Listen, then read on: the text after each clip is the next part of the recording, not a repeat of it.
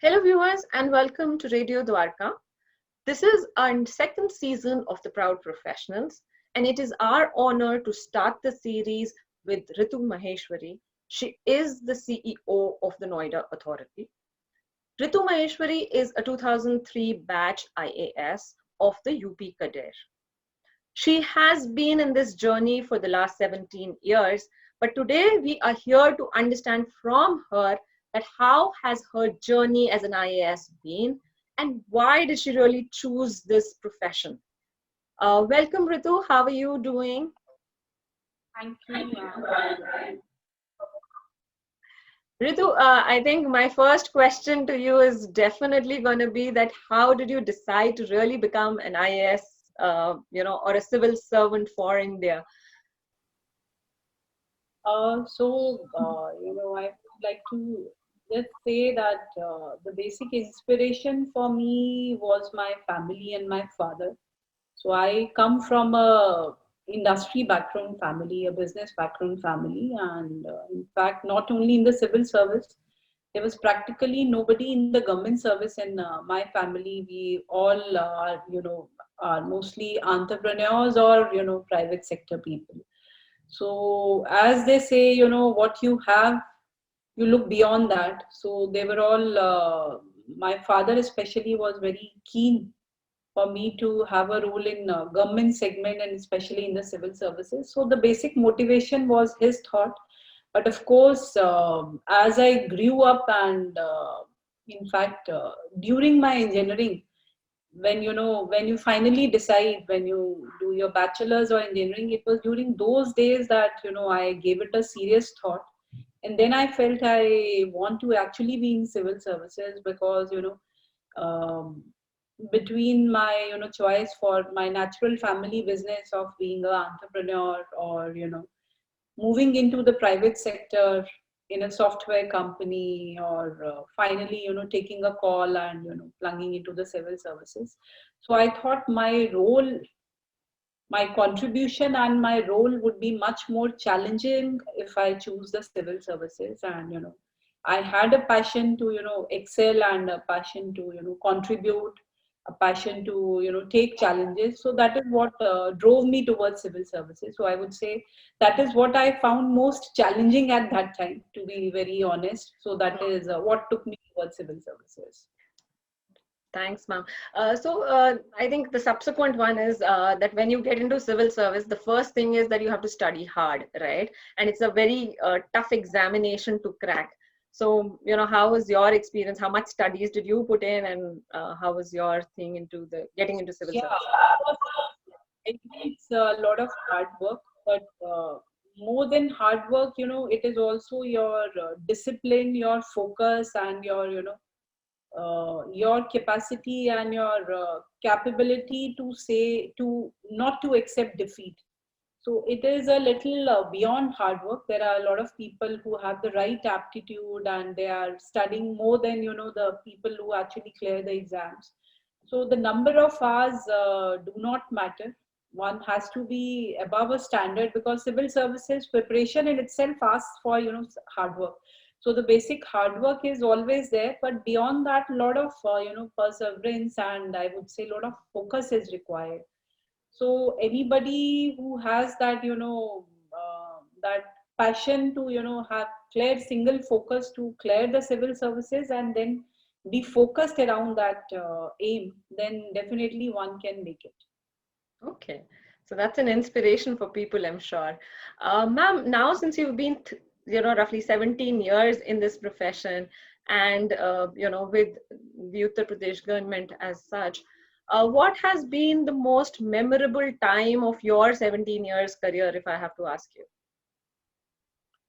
I would say all times have been memorable and mostly memorable in a good manner only. So the service and especially UP Cadre offers a lot of variety. IS in itself offers a lot of variety, lot of challenges. So every tenure, because as a government servant and as a civil servant, lot of changes we see, lot of growth we see. We start our career as SDMs, and moving on to become MDs and then DMs and then secretaries or vice chairpersons or CEOs.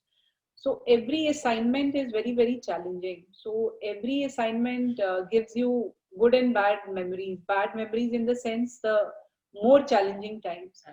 But of course, if you ask me, one of the most memorable times, I would say, I think, memories always come from, good memories are what are remembered the most. So I had a very good tenure. Two of my tenures I very fondly remember.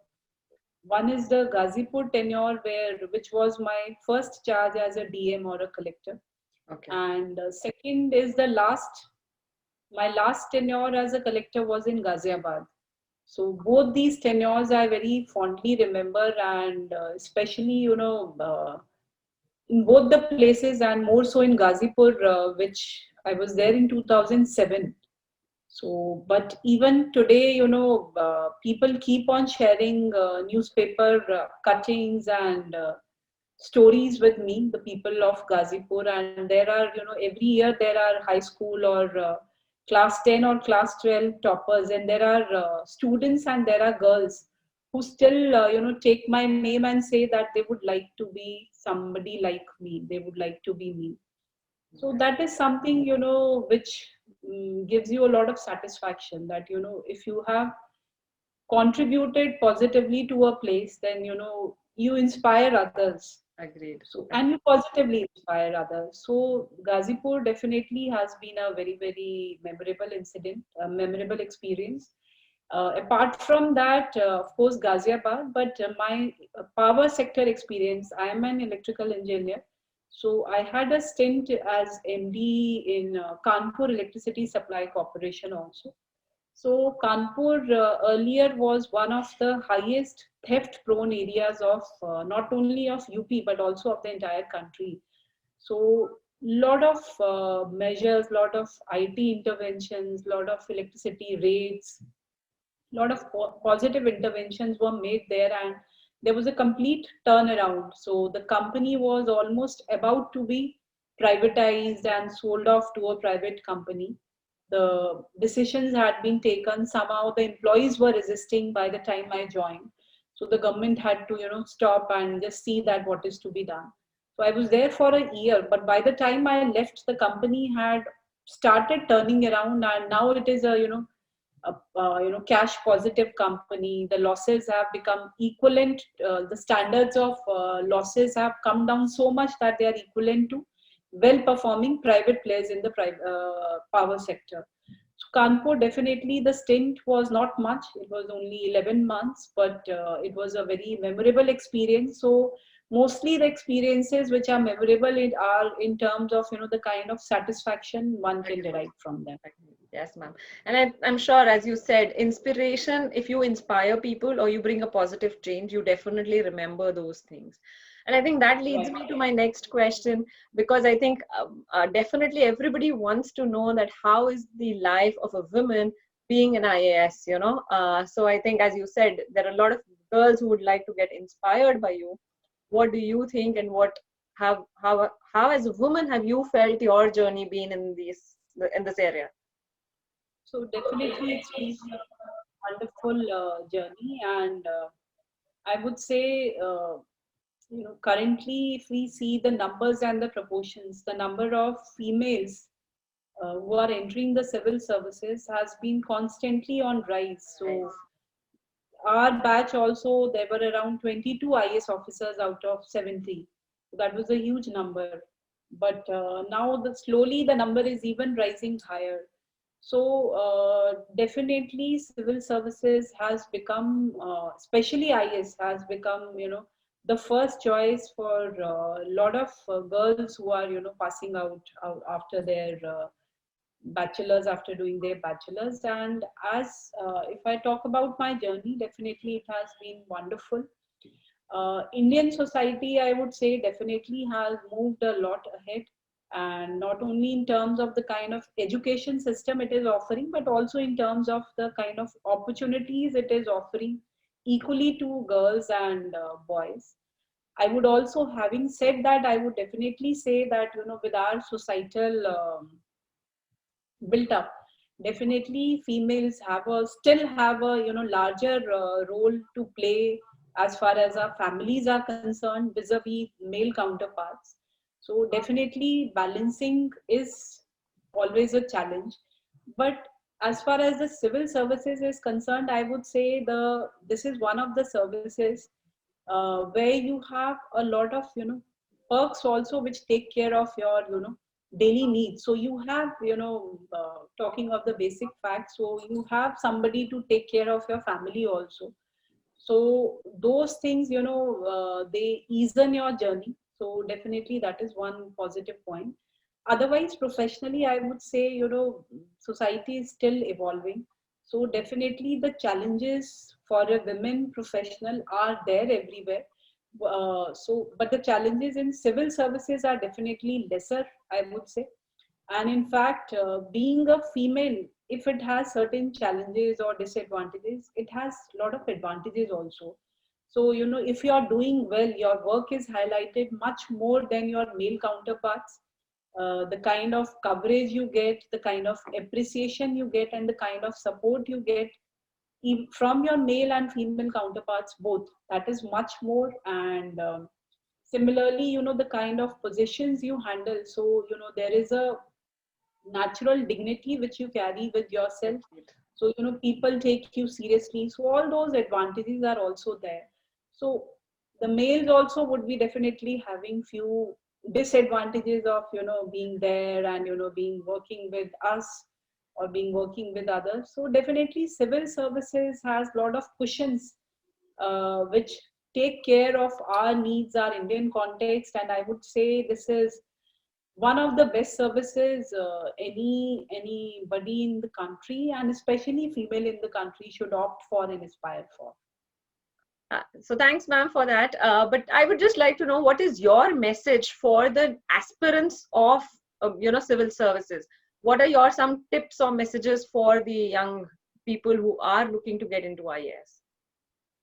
So, as I said, in my first answer also, the basic tip is that, hard work is definitely a necessity if you are eyeing for civil services. But more than that, your clarity of thoughts, that actually you want to be a civil servant, or you are being just pushed into, or you are being just carried away by others. So you should have a clarity of what you want to do. So if you actually want to enter the civil services, you need to have that passion, you need to have that commitment, and you need to have that focus.